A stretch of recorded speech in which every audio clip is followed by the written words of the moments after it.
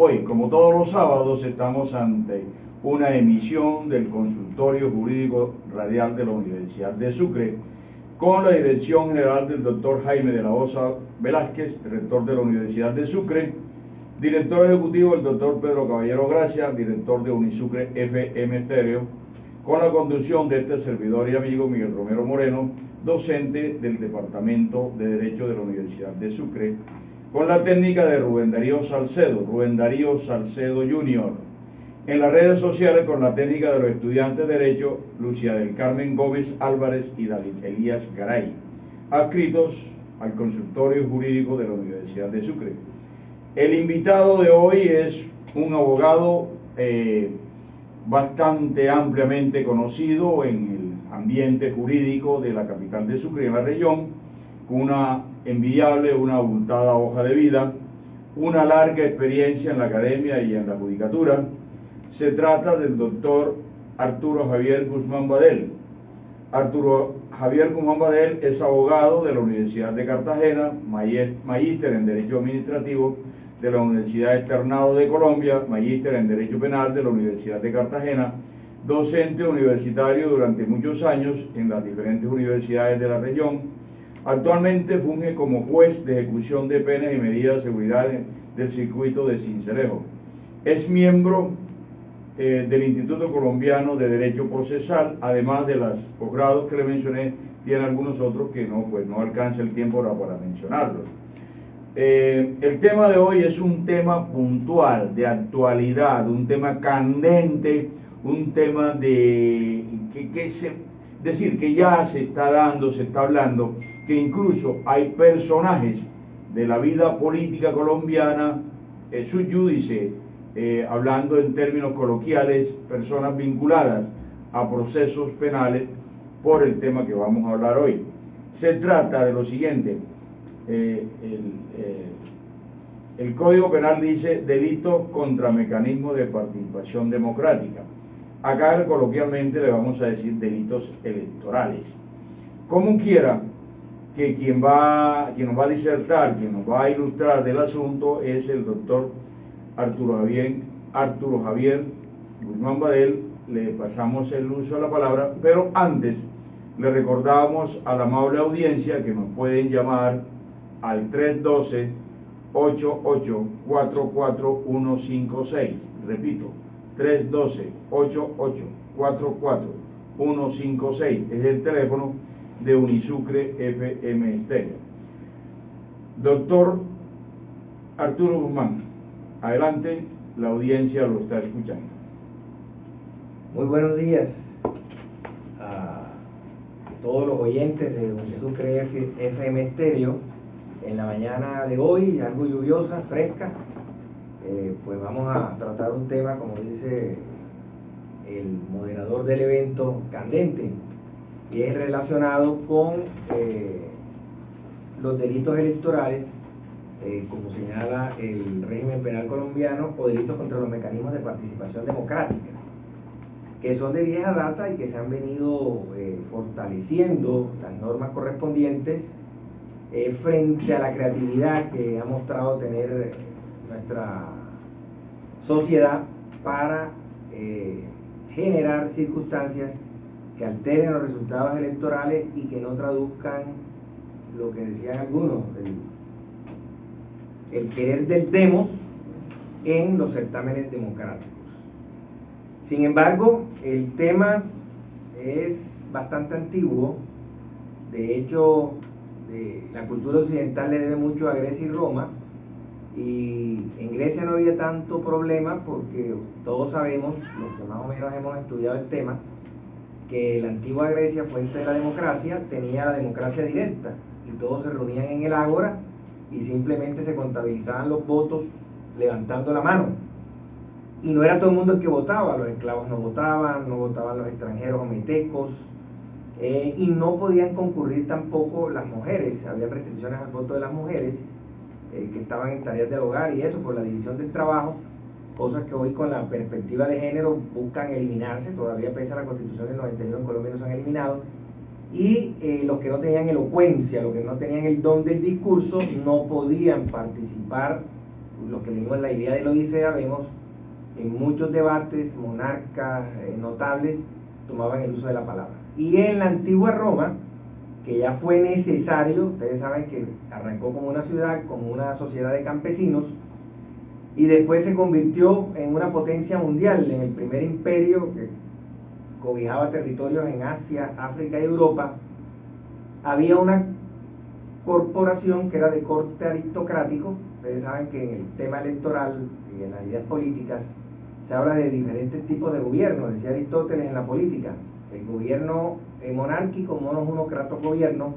En el gobierno democrático, demos, el pueblo, kratos gobierno. Y aristocrático, aristo, lo mejor, kratos gobierno. Con sus formas impuras, la tiranía en el caso de la monarquía, la oligarquía en el caso de la aristocracia y la demagogia en caso de la democracia. Y miren que nuestro gobierno, y en el caso de Hispanoamérica, las cosas se van por las formas impuras más que otra cosa. Completamente de acuerdo, doctor. Vamos por las formas impuras y vemos políticos, dirigentes, sobre todo en campaña política, ofreciendo cosas que no pueden cumplir. Le dicen al electorado lo que el electorado quiere oír y con eso pues llegan al poder y saben que van a incumplir. Eso no es solo de Colombia, es de Hispanoamérica en general. En general y en muchas latitudes del mundo, y es la misma Roma. El Senado empezó con 100 integrantes, después fue subiendo, llegó a tener como hasta 600 a fines del imperio, pero en el cursus honorum los aristócratas se hacían elegir, ustedes saben, desde ediles, cuestores, cónsules, y la palabra senado significa, viene de senes, anciano, pero lamentablemente de allá, así como vienen las diferentes formas de gobierno casi todas conocidas, viene esta práctica de la compra de votos, de las clientelas. Julio César fue experto en ese tema, y también de enfrentar el poder y quebrantar las reglas sobre la marcha. Recordemos cuando cruzó el Rubicón, alia es la expresión. Alia es algo así. Sí, la suerte está echada. Cuando pasó el río, porque el río... No, alias set, algo así. Exacto. Y una vez que llega, que no encuentra resistencia, es la famosa frase en latín que usted lo dice mejor: vine, vi y vencí. Exacto, vine y vencí. Exacto, cruzó, desafió las reglas, y muchos gobernantes en el orden establecido no desmovilizó las legiones para enfrentarse al Senado. Nadie podía pisar o entrar a Roma, traspasar las murallas armado. Entonces, con varios mecanismos, que ese es uno de los primeros delitos en Colombia, el constreñimiento para el tema de que no se hagan elecciones o cosas así por el estilo. Los veteranos también militares, aunque a veces en Roma había la jubilación entregándoles lotes de terreno y para poblar por allá, pero a veces se utilizaban esos mecanismos también para lograr favores electorales. Y la compra de votos con sextercios y todo, con dádivas, etcétera, como se ve en nuestro medio. De alguna manera, unos pensadores dicen que Roma no se acabó, que nosotros occidentes somos una continuidad, simplemente mutó, con lo bueno y con lo malo. Sí, señor. Bien, doctor, usted sabe que aquí tenemos un enemigo, que es el tiempo. El artículo 386 del Código Penal dice perturbación de certamen democrático. Dice la norma, usted que es un experto en esto nos lo traduce para la amable audiencia. Dice: el que por medio de maniobra engañosa perturbe o impida votación pública relacionada con los mecanismos de participación democrática o el escrutinio de la misma o la realización de un cabildo abierto, incurrirá en prisión. Sí, no vamos a decir la pena porque estas penas fluctúan dependiendo de muchas cosas. Sin embargo, tiene una pena mínima de 4 años y una pena máxima de 8 años. En la práctica, ¿cuál sería? ¿Cómo lo vemos acá en el devenir, el día 29, en los días alrededor? Bueno, ya estamos cerca del 29 de octubre. ¿Cómo se manifestaría esa conducta ya en el plano ya material, en la práctica? Suele ocurrir en nuestro medio que desde antes de las elecciones, meses antes, se incurren prácticas que busquen perturbar las elecciones. Y este primer delito, que es un delito genérico, precisamente frente a los demás que han sido incorporados en las últimas reformas, especialmente la del 2017, que implican tratar de conductar al electorado a que vote o no vote por determinado candidato, ejerciendo la violencia, como dice la norma, o mediante maniobras engañosas. Es un tipo genérico frente a las demás conductas que sí son más específicas en materia de delitos electorales. Por ejemplo, lo que establece el artículo 387 del Código Penal, que dice constreñimiento al sufragante. Este ya es más preciso. Me permito leer la norma para la amable audiencia. Dice el artículo 387 del Código Penal, dice constreñimiento al sufragante, o sea, al que va a votar. Sí. Dice así: el que amenace o presione por cualquier medio determinado candidato o lista de candidatos, voto en blanco o por los mismos medios le impida el libre ejercicio del derecho al sufragio, incurrirá en prisión de 4 a 9 años y multas de 50 a 200 salarios mínimos legales mensuales vigentes. ¿Cómo lo vemos en la práctica? Fíjate que aquí nos está hablando de constreñimiento. Sí, recordemos que Colombia ha sido un país que tradicionalmente ha estado vinculado a la violencia partidista, a la violencia subversiva, a la violencia del narcotráfico. Y una forma de ciertos grupos, aunque vemos la redacción de estos tipos son monosubjetivos, el que, por lo general, para lograr esto, se suele actuar con grupos que presionan a ciertas poblaciones para que no se hagan las elecciones, no se lleven las urnas, a afectar el acceso a los puestos de votación, desinformar, una campaña de desinformación, que no se van a realizar las elecciones, el debate, se acuerdan de los famosos paros armados, etcétera, que en un momento dado afectan el ánimo, la disposición del sufragante de votar. Recordamos en elecciones anteriores, en aquella época que no debemos recordar, pero es obligatorio recordarla, esa época asiaga en Colombia, en muchas regiones llegaban grupos armados, no vamos a mencionar nombre ahora porque no es el escenario para ello. Eran grupos armados a una vereda, a una población, y le decían a los habitantes: mire, si encontramos en el conteo un voto por tal o cual candidato, nos la pagan ustedes. Otra era, decía, hay que votar todos por la lista esta o por este candidato. Votaban la foto del candidato por debajo de la puerta. Exacto, correcto. Entonces, ese comportamiento se subsume en lo que dice esta norma, en los 387, o sea, se subsume, encaja, se articula con lo que dice la norma esta del 387. Estaríamos en esa hipótesis. En esa hipótesis. Claro que en esa época, y aún todavía, porque el MOE está hablando de que en muchas zonas en Colombia se está ejerciendo estos diferentes grupos armados, de diferentes colores, de diferentes tendencias, de diferentes ideologías, están haciendo este tipo de presión a los votantes, a las comunidades, donde señalan por cuál candidato deben votar, o de lo contrario se someten a... No, y de hecho esa norma, el 387, tiene un agravante específico cuando son grupos armados al margen de la ley. Sí, señor. Dice la norma 1908 del 2018. Sí, y recuerden que Colombia ha tenido unos episodios negros, la violencia política, aparte de ya otra más lejana, que es la guerra de los 1000 días, de 1899 a 1902. Entre otras cosas, acarreó la pérdida de Panamá.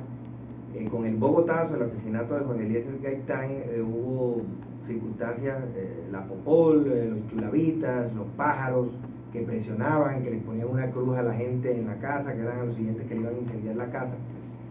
García Márquez lo refleja también en el tema de que cómo era tan terrible este tema partidista y el fanatismo, que es grave en toda conducta humana, que hasta pintaban las casas de colores específicos para saber la militancia política, y hasta para los noviazgos y los matrimonios no se podían casar liberales con conservadores, etcétera. Era un tema muy marcado. Sí, bueno, de ahí comenzó esta última violencia, porque la verdad es que nosotros hemos estado en violencia todo el tiempo, pero esta última violencia comenzó con la violencia partidista, liberales, conservadores, y ya pues ha inventado, ha cambiado en la forma actual por las formas de violencia que hemos vivido durante las últimas 5 o 6 décadas. Sí, y ese tipo lo dice, exacto, personas que tienen presencia o dominio político-militar en una zona, no necesariamente son los detentadores del poder, y cuando hay los detentadores del poder lo hacen, hay un agravante también específico. Sí, aquí hay esta norma, el 387, tiene un agravante aquí, que según la ley 1908 del 2018 dice, la pena se aumentará en una tercera parte cuando la conducta sea cometida por miembros de grupos delictivos organizados y grupos armados organizados. Es decir, en ese caso se aumenta la pena considerablemente para quien incurra en este delito de constreñimiento al sufragante. Lo que de alguna manera estamos en esto de con el modesto conocimiento de derecho que tenemos, sabemos lo que es constreñir, pero como sabemos que hay audiencia, una parte de la audiencia no entiende estos términos, vamos a proceder con todo respeto a explicárselo de manera en lenguaje coloquial. Constreñir es obligar a otro a hacer o no hacer algo. Eso es que no quiere. Que no quiere hacerlo, pero se obliga, ya sea por la fuerza física o la fuerza moral. Entonces, constreñir, obligar a alguien a hacer algo que no quiere hacer, hacerlo o no hacerlo. O no hacerlo, y de hecho hay un tipo en el código, en la parte especial, que es constreñimiento ilegal, de manera genérica, pero hay constreñimiento referido al patrimonio económico, hay constreñimiento en el patrimonio económico es la extorsión. La extorsión, el servidor público para otras cosas, por acto de sus funciones. Ese es, ay caramba, ayer lo vi. La concusión. Y en este caso es un constreñimiento referido a su voluntad electoral de participar o no participar en el certamen democrático. A veces los grupos ilegales alineaban a los electores o decían, este es el candidato por el que hay que votar, o por este no voten, de pronto. Todas esas cosas tiene varias aristas. Pero esto del constreñimiento no es nuevo. Ya en la época de los pájaros ya se veía, en la época esa, vuelvo y uso la palabra aciaga de Monseñor Builes, constreñía desde el púlpito amenazando a los creyentes que si votaban por tal o cual candidato se iban al infierno. Entonces, entre otras cosas. Sí, no se abrían las puertas del cielo. Sí, otra manera de constreñir ya desde el púlpito, y eso no es embeleco mío, sino que está en la historia de Colombia, la historia, eso de Monseñor Builes en la época de esa lucha bipartidista en Colombia.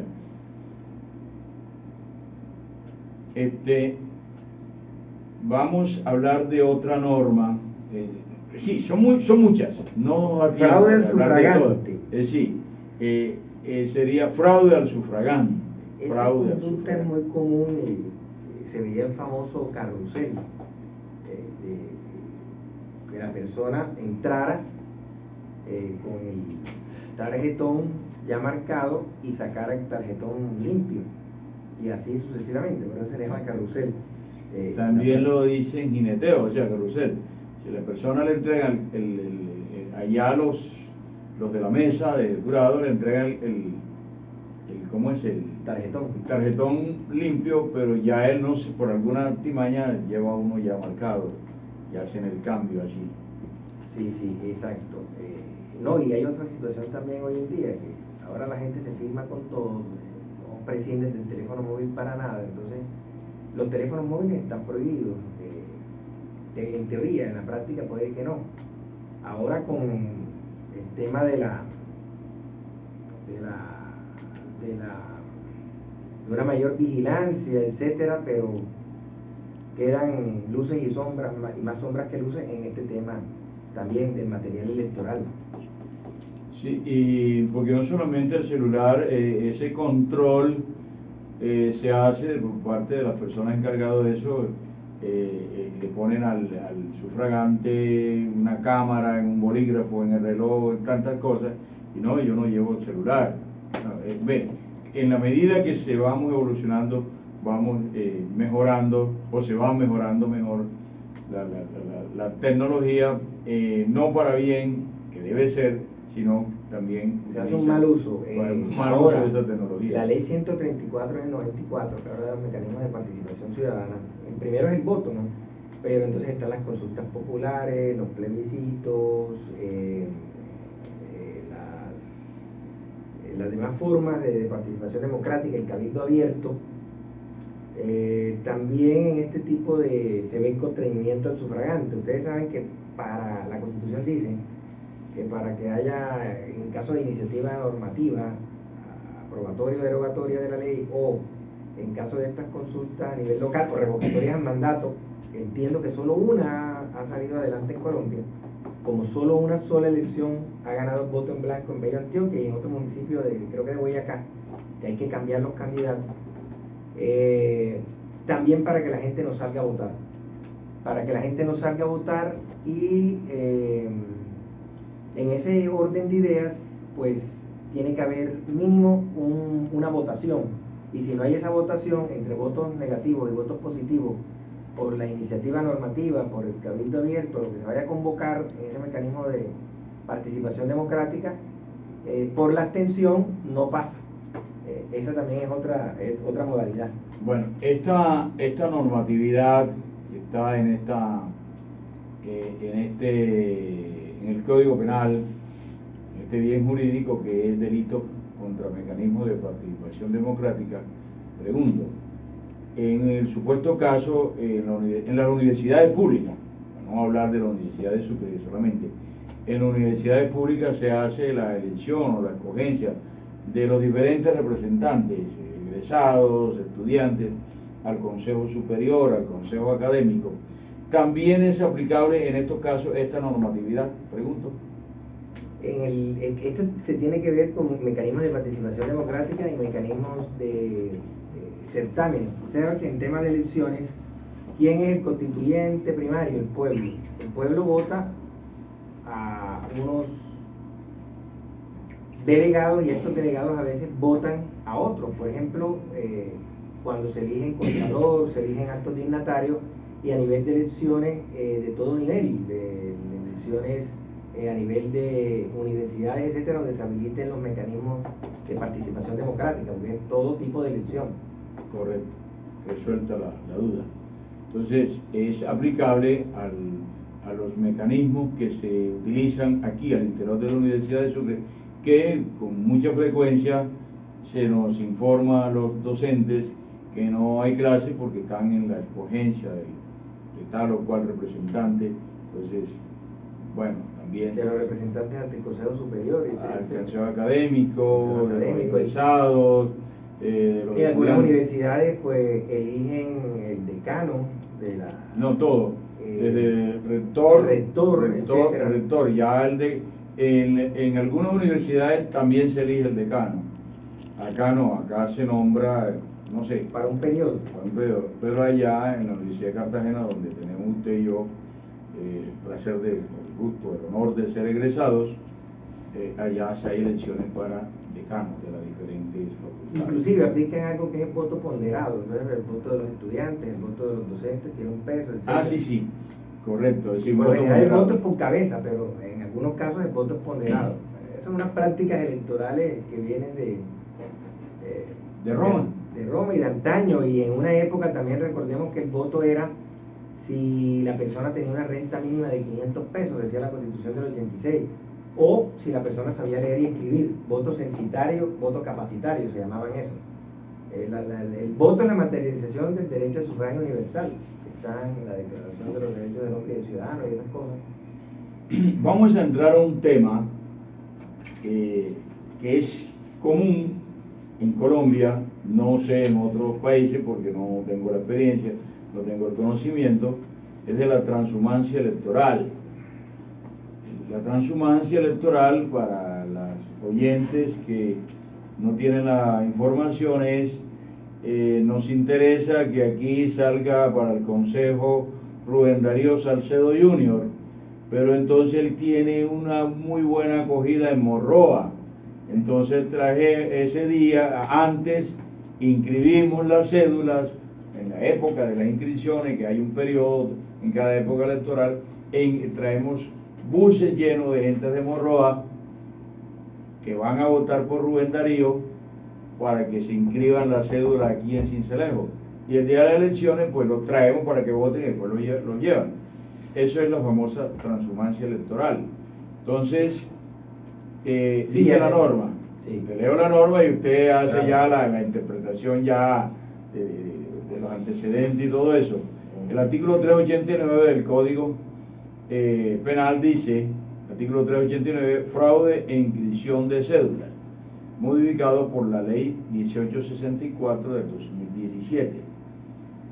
Dice, el que por cualquier medio indebido logre que personas habilitadas para votar inscriban documento o cédula de ciudadanía en una localidad, municipio o residan o distrito diferente a aquel donde hayan nacido o residan, con el propósito de obtener ventaja en elección popular, plebiscito, referendo, consulta popular o revocatoria de mandato, incurrirá en prisión de 4 a 9 años. Ahora sí, y la multa igual de 50 a 200 salarios mínimos mensuales legales vigentes. Sí, y el que es servidor público y actúa en ese tema, pues también tiene un aumento o un agravante específico. Sí, lamentablemente, ustedes recordarán que anteriormente, en la Constitución del 86, con todas sus reformas, la elección de las autoridades territoriales, había una, como dijo Núñez, en la Constitución, cuando se acabó la Constitución de Río Negro, la batalla de Lumarera, en 1885, la Constitución de 1863 ha dejado de existir. Entonces organizamos el país en forma de centralización política y descentralización administrativa, es decir, el principio del centralismo puro, pero matizado por una descentralización administrativa. En la obra de Javier Henao Hidrón dice que con el acto legislativo número 1 de 1986-87, si la mente no me falla, se le quebró una vértebra a la Constitución del 86 al estatuir la elección popular de alcaldes. Álvaro Gómez Hurtado, Jaime Castro Caicedo, entre otros personajes, fueron los que lideraron esta iniciativa, y los alcaldes eran elegidos popularmente en un periodo de 2 años. Ahí empezaron, y una vez se habilitó la elección popular de alcaldes, porque había un autor, Valencia Morato de Cúcuta, que murió, que hablaba de la municipalidad colombiana. Entonces decía que la vida promedio de un alcalde a dedo era de 6 meses y de un gobernador a dedo de 9 meses. Y la continuidad de programas y políticas se veía afectado. Era el centralismo puro. El presidente nombraba al gobernador y el gobernador nombraba a los alcaldes. No había problema, eso no se daba, es más, no se votaba.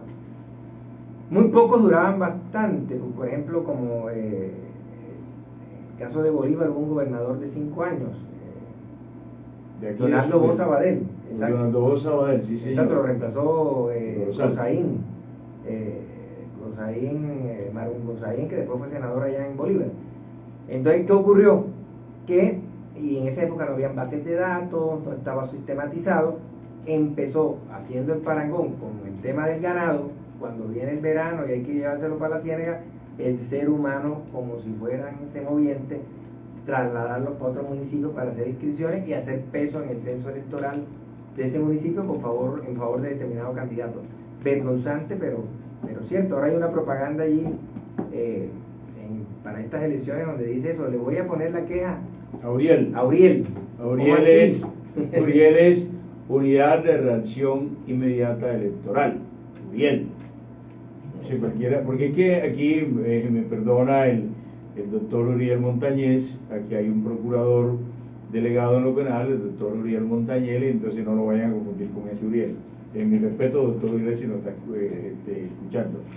Bien, aquí el inciso segundo, o sea, porque no somos abogados, el párrafo segundo de la misma norma del 389, el artículo 389 nos dice: en igual pena incurrirá quien inscriba su documento o cédula de ciudadanía en localidad, municipio o distrito diferente a aquel donde haya nacido o resida, con el propósito de obtener provecho ilícito para sí o para terceros. La pena se aumentará de una tercera parte a la mitad cuando la conducta sea realizada por un servidor público. Es decir, ¿qué significa esto? O sea, sí. Sí, de pronto la gente a veces lo hace porque es mi amigo, por mera liberalidad, pero a veces hay promesas de recibir un... ¿Se acuerda del tema famoso de campañas de pastel, trago y rumba? Algo así. Les ofrecen así sea el pastel La Coca-Cola, el pastel y los 50.000. Y los 50.000. No, y hay una cosa más grave. Hay campañas que se hacen.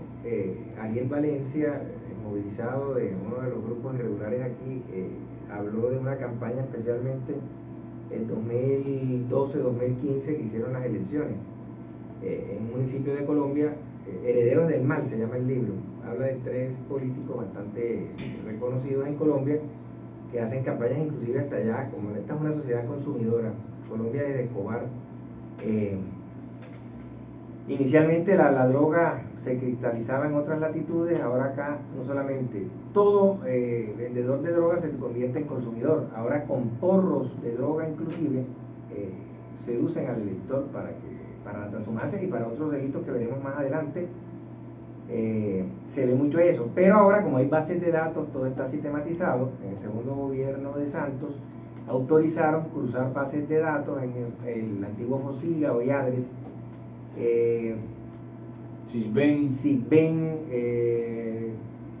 todas las bases a las que nosotros le estamos reportando información, estamos alimentando con datos privados o con datos públicos o semi-privados, y miran y corroboran cuál es la residencia efectiva de la persona, porque hay que decir algo, una persona puede ser de una localidad pero reside en otra, y así lo dice la ley para aspirar a concejal o para alcalde. Si ya tiene más de 2 años de haberse radicado en otra localidad, puede aspirar a concejal o puede aspirar a alcalde, y si es una persona que es de otra parte del país y ya tiene tiempo de estar viviendo allí, no hay la transhumancia, eso hay que dejarlo claro. Bien, nos vamos a una pausa musical con un tema relacionado con Latinoamérica.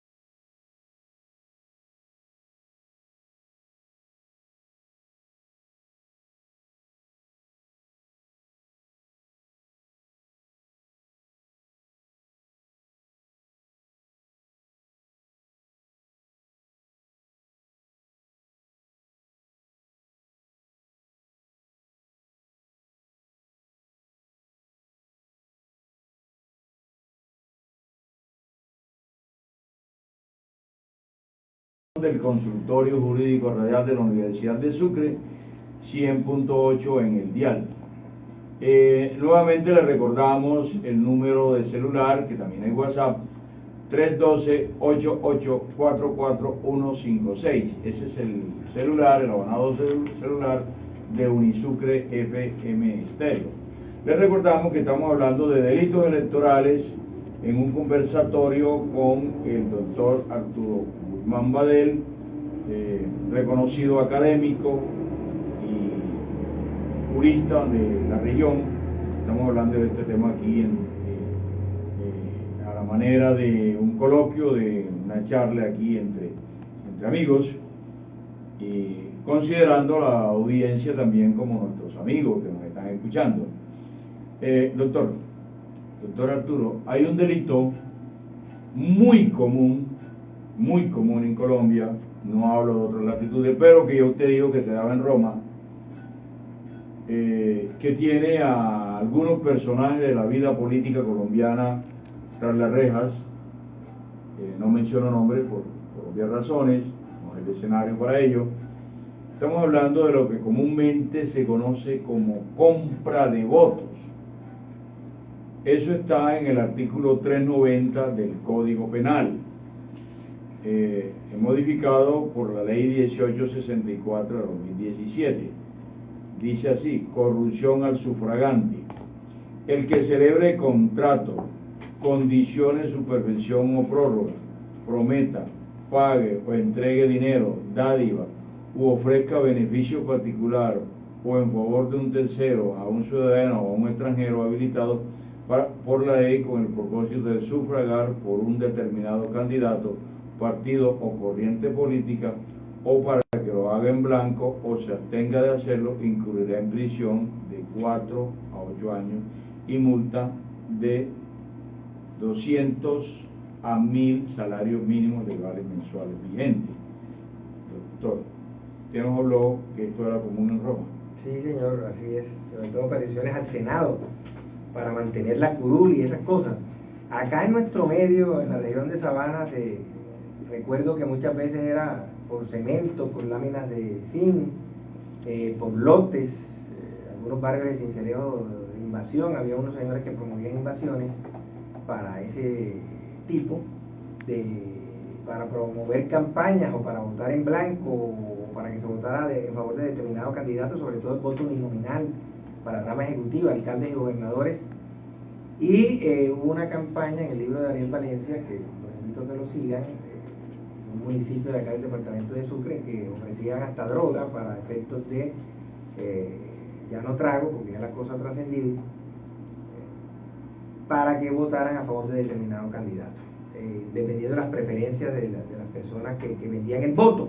Inclusive hay la fiscalía aprovecha en época electoral, acompaña para evitar el tema de delitos electorales, promoción y prevención, pero se da más de una captura, porque muchos subyúdices llegan por ahí sabiendo de que tienen limitados los derechos políticos y no se les ha levantado, o personas que llegan usualmente también a los despachos judiciales a revisar su situación para ver si pueden otra vez votar, porque se sabe que son población susceptible de ser afectada con este delito.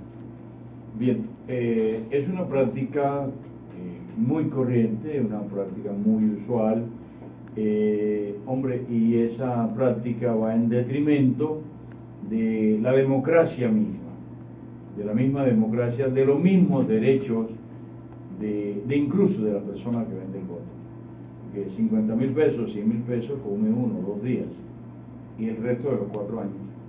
Entonces, como el político que salió elegido con esa práctica nefasta, ilícita, perversa, luego le van a reclamar y dice: ¿tú me vienes a reclamar? Sí, yo tu voto te lo pagué.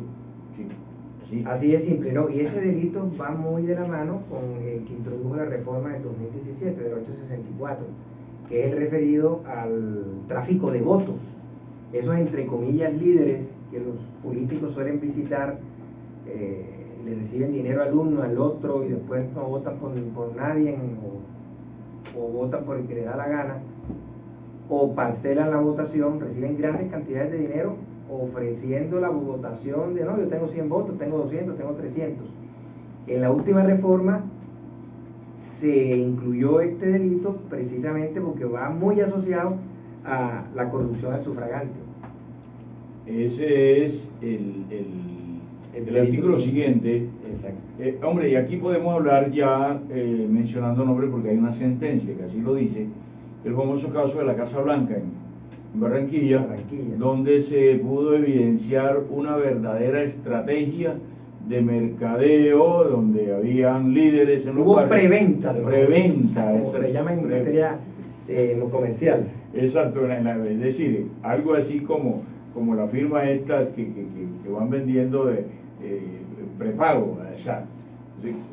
Y había unos verdaderos líderes, toda una organización de mercadeo, una estructura para el tráfico de estos votos.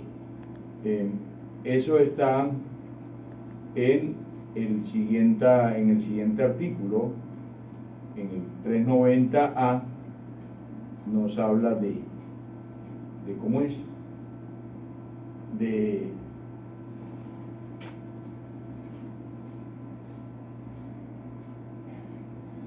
390A, que es el tráfico de votos. El tráfico de votos que usted acaba de mencionar, que ya no hace al sufragante, no es al sufragante, sino al líder. Al líder, entre comillas, que aglutina una población electoral y que la gente se lo encuentra por ahí. Ay, ¿por quién vamos a votar? ¿A quién hay que rayarle la cara? Es lo usual.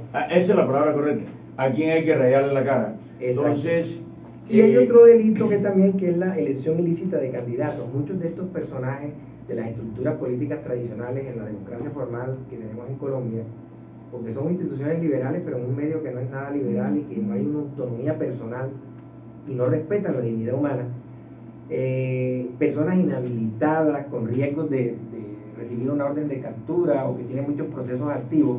En democracias maduras, los candidatos, con el solo cuestionamiento, aplazan su aspiración o declinan, renuncian porque no quieren afectar al colectivo, al Estado, y mejor renuncian a la inscripción. Pero aquí vemos, no entendemos como un funcionario que para un contrato, para cualquier cosa mínima en Colombia, le tiene uno que anexar los certificados de Procuraduría, Contraloría, etcétera. Para una inscripción es de lógica que hay que hacerlo, y cómo aceptan la inscripción de una persona inhabilitada por cualquier circunstancia, porque haya una decisión de Procuraduría, porque haya una sentencia judicial, o porque o una persona cuestionada, lo que llamamos indignidad en los juicios ante el Congreso. Recordamos el caso Samper, que terminó siendo un juicio político y el proceso judicial no avanzó, porque ahí las cámaras actúan como fiscalía y como autoridad de juzgamiento, pero todo depende de cómo son la correlación de fuerzas políticas y qué se ofrece a ese nivel. Que recordemos a Jaime Mogollón y todos esos personajes de esa época.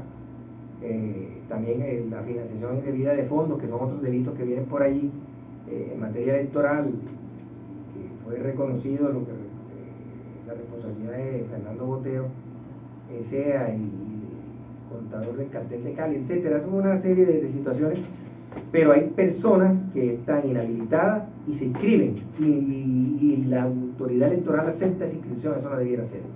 Es complicado. Tenemos el caso, voy a mencionar un evento que sucedió en nuestro departamento, en un municipio de cuyo nombre no me quiero acordar, tampoco me quiero acordar el nombre del alcalde.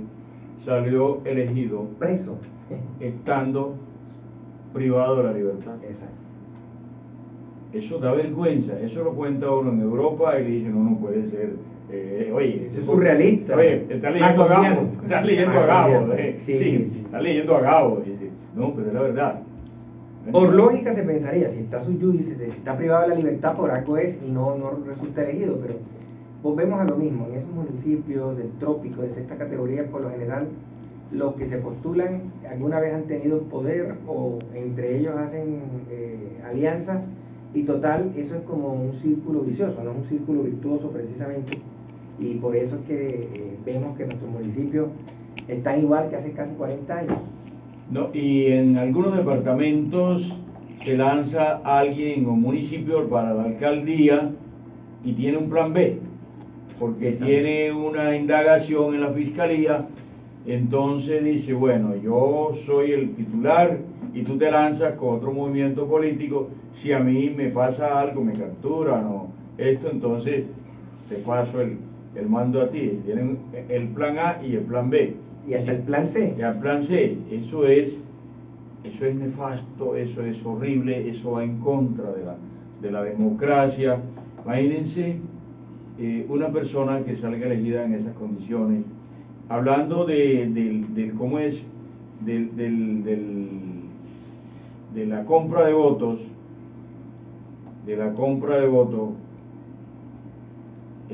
es necesario recordar al maestro Carlos Gaviria Díaz, quien dijo: quien paga para llegar, llega para robar. Sí. Si quien compra el voto, ese dinero, que no compra un solo voto, compra miles de votos, y eso sumado da una cifra muy alta.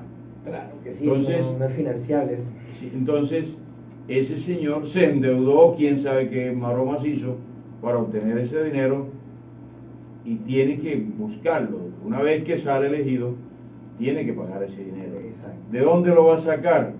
Pues del erario, de todos los programas estos en favor de la comunidad, la salud, la promoción y prevención, el PAE. Salud y educación, sobre todo. Salud, educación, ahí eso es lo que más codician los políticos. Y el tema del voto fraudulento, que también es otra disposición, que suplantaban a alguien o permitían que extranjeros habilitados para votar lo suplantara a alguien, o el tema de los muertos que votan, que eso también es algo, el libreto de una película de Hollywood, que eran los muertos vivientes. Ahora porque hay el reconocimiento biométrico, y entonces uno llega al puesto y enseguida le reconoce si es uno, porque los dactilogramas coinciden o no entonces la biometría se ha avanzado y ha sido muy importante, no solamente para el tema electoral, sino para los actos de negocio jurídico en las notarías. Identifican si es Miguel Romero Moreno y le toman la foto. Entonces es muy difícil suplantar a la persona o al elector, pero era una práctica usual. Sí, e incluso ahí el cuento, la anécdota, el chiste, te sabes que todos le sacamos aquí en Macondo, le sacamos un humor, el viejito que va el día de la elección y se para ahí adelante. Ay, ¿qué hace aquí? Dice: no, estoy esperando a mi mujer. Oye, sí, pero si tu mujer murió hace 15 años, sí, pero es que ella todas las elecciones viene a votar. Sí, señor, porque ya lo ve subrayado ahí en el listado de sufragantes.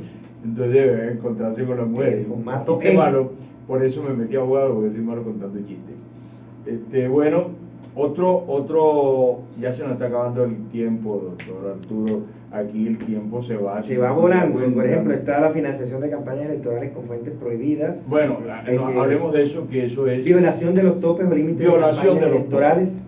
Violación de omisión en la información. Bueno, esos son delitos. Estos de los topes y de las fuentes prohibidas vienen con la reforma también muy tardía de 2017, pero desde la ventanilla siniestra del Banco de la República, desde la época de López Michelsen, están entrando dineros calientes a las campañas. Sí, hay una financiación formal, hay unos topes, una supuesta contabilidad de la campaña, pero se aceptan recursos en efectivo, por lo general provenientes de la economía subterránea, sea en perjuicio del tesoro público, o sea del narcotráfico, de la minería ilegal, etcétera. Los grupos ilegales han ganado mucho en la renta ilícita. Y hay casos bastante paradigmáticos en ciertos departamentos de los famosos financiadores, personajes que viven de financiar las campañas cada 4 años, nada más hacen eso. Y hay un caso famoso en Colombia que ha tomado prensa y que ahora en la última campaña presidencial volvió a aparecer. Un personaje que arrancó en el municipio de Magangué y ha seguido financiando campañas y fue extendiendo su radio de acción. Y acá en Colombia, acá en Sucre, hubo un caso famoso de esos financiadores que solían prestar plata y el tiempo en una época hizo un despliegue grande. Un personaje, García, que también falleció, y eso fruto del accionar de los grupos ilegales, grupos de autodefensa, etcétera, que en un momento dado, pero hay mucha financiación por debajo de la mesa. Y el caso de Brecht, por ejemplo, la campaña presidencial, sí, señor.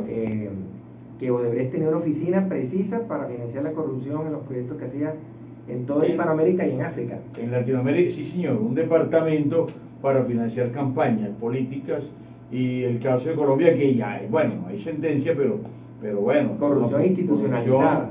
Sí. Entonces, en las campañas presidenciales, y sobre todo que optan por apoyar a los dos candidatos con mayor posibilidad de llegar al poder. Eso es prenderle una vela a Dios y otra al diablo. Sí, a los dos, a los que van punteando, a ambos se les casa dinero, cualquiera de los dos que salga y están bien apuntados. Es una práctica nefasta, horrible, pero eso es lo que estamos viendo y infortunadamente es así. Y depende de nosotros, sobre todo ustedes jóvenes estudiantes, frenar eso. Ya a nosotros, un día de esto, en el caso mío más temprano que tarde, me toca entregar la posta y les toca a ustedes. Y aquí el doctor Arturo, que todavía tiene mucho tiempo de vida por delante, expectativa. Bueno, se nos acabó el tiempo, infortunadamente es un enemigo nuestro.